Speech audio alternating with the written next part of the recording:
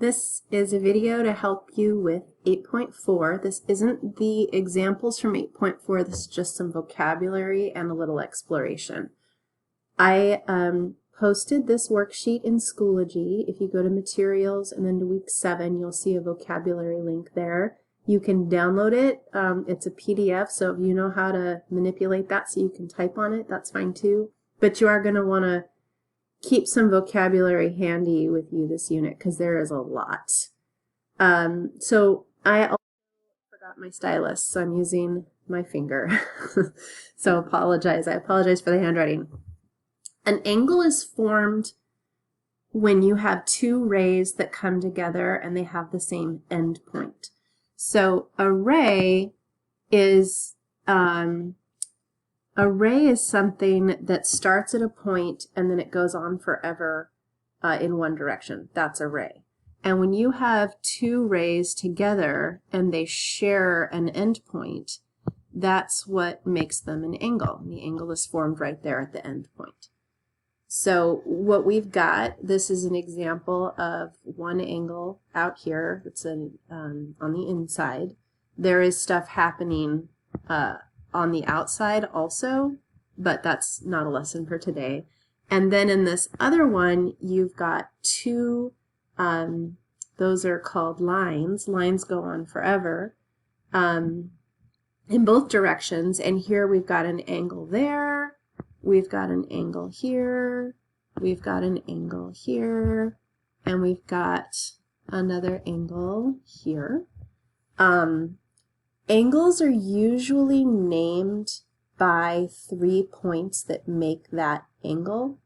So for example, this green angle that I alluded to in this problem, if I wanted to name that angle, I can't just call it angle C, because if I said angle C, I could be talking about the green one, the red one, the blue one, the black one. I could be talking about the blue and the red one together, or the red and the green and the black together. So if all I wanted to do is talk about that green section, I have to use 3 points to name it. The most important point there is the C. The C needs to be the letter in the middle.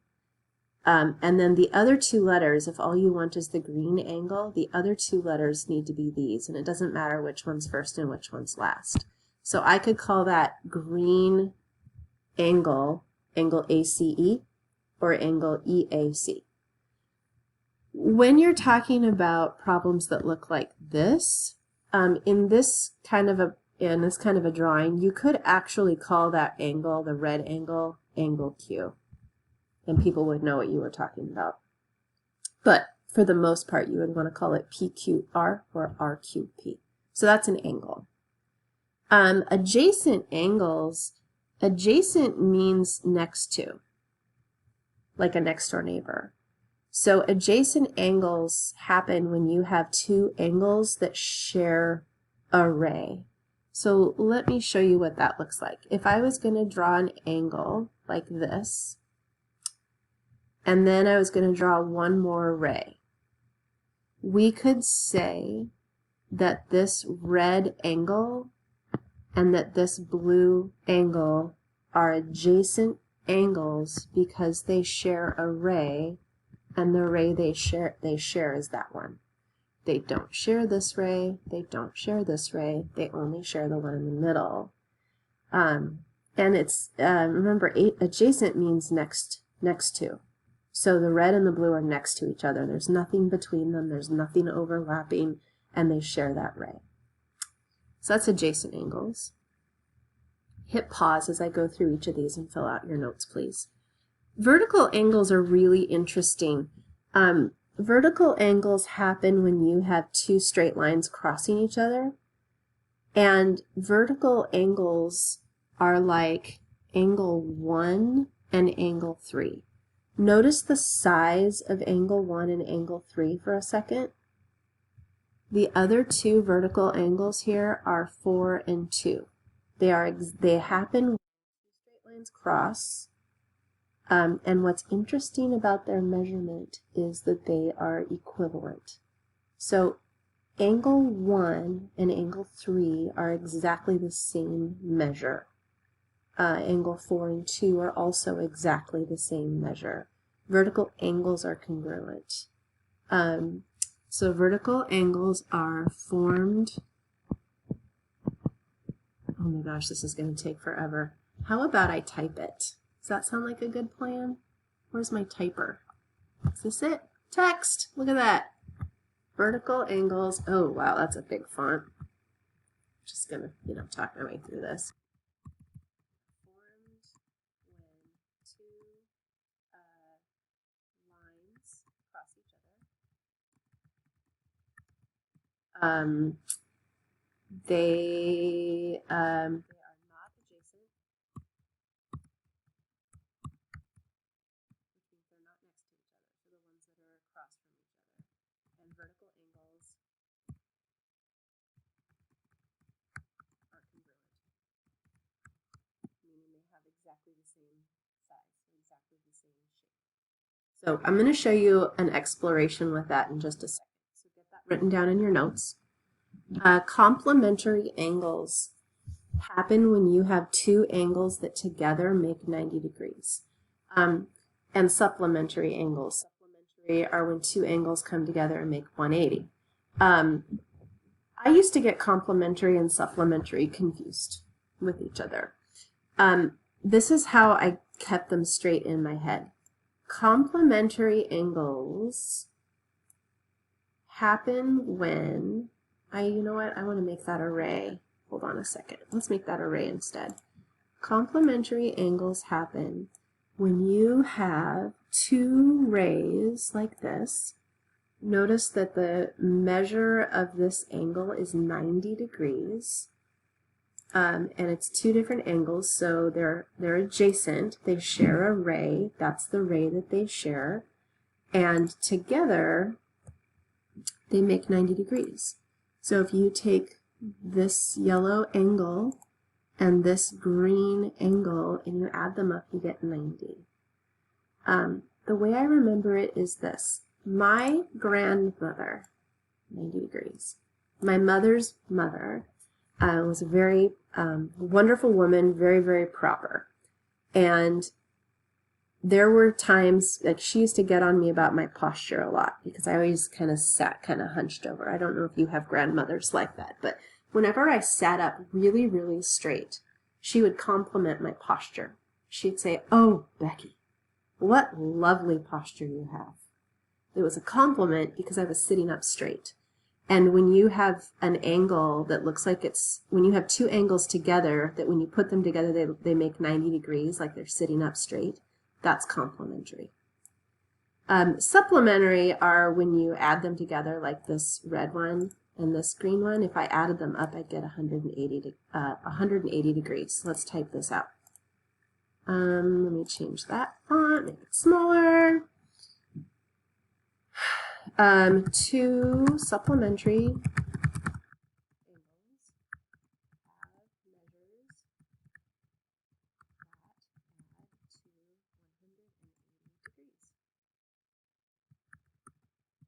180 degrees. 180 degrees is a straight line.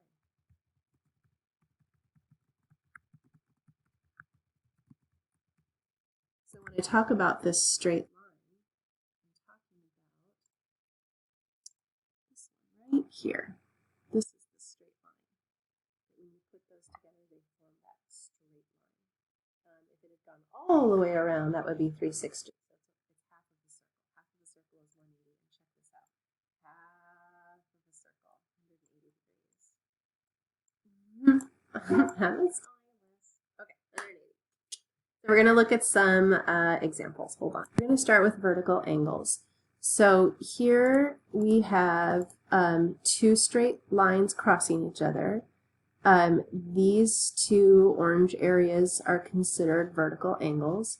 And if I change the size of one, the size of the other changes to be exactly the same. And as a matter of fact, if I wanted to measure it, if I want to measure this angle, remember we have to pick 3 points. And the 3 points have to have an O in the middle. So I'll do COD, 59 degrees, and then I'll do this one down here, AOD, also 59 degrees. So as I drag it, they're changing to the exact same size the whole time. And if I drag it all the way open, then they're both 180 degrees. Or together that makes 360. So this is how you get vertical angles. If I show you the other pair, the green pair, notice as these guys on the outsides get bigger, the green ones get smaller. And those are vertical angles. I noticed that in Pearson they get a little bit tricky with vertical angles, so I'll show you some of those examples later, but for right now I want you to try this. And if I open it up to 90, whoop, that's not 90. There's 90. If I then measure this angle, I want you to notice this angle is also 90, and that would make this one also 90. Notice also together these two guys make a supplementary angle. 90 and 90 is 180. And these two make a supplementary angle. And these two, and these two. Okay, complementary angles. This is a good exploration also. So this pink angle and this blue one are complementary angles. Together they equal 90 degrees. If I bring the pink one down here and then bring the blue one down, notice that together they equal 90 degrees. As I make the pink one bigger, the blue one gets smaller. The point is, when you put them together, they make 90. Guess what happens when you do that with supplementary angles? Well, what do you know? There's an applet for that too. So, as one gets bigger, the other one gets smaller. The vocab is when you add them up, you get 180. So if I put this one together with this one, they make a straight line, 180 degrees. Notice it also looks like half a circle. That's not a coincidence. Supplementary angles. Kind of like, let's say the pink is what you eat and the blue are vitamins you need to take. So if you are eating all the right stuff, you don't need to take any supplements to make up for like the vitamin C that you're missing. But if the food that you're eating doesn't have the right vitamins in it, you need to increase the vitamins that you take so that your supplements, along with what you're eating, give you the whole amount, the 180 degrees of okay, I'm going too far with this analogy. I'm just going to stop talking. Okay, so that's kind of all I've got for right now. I hope that that vocabulary helps. I'll come back in later and do the examples with you, but for right now, let's see how this goes. Maybe I'll do one. Maybe I'll do one. Hey, do you like my shirt? It's from my high school.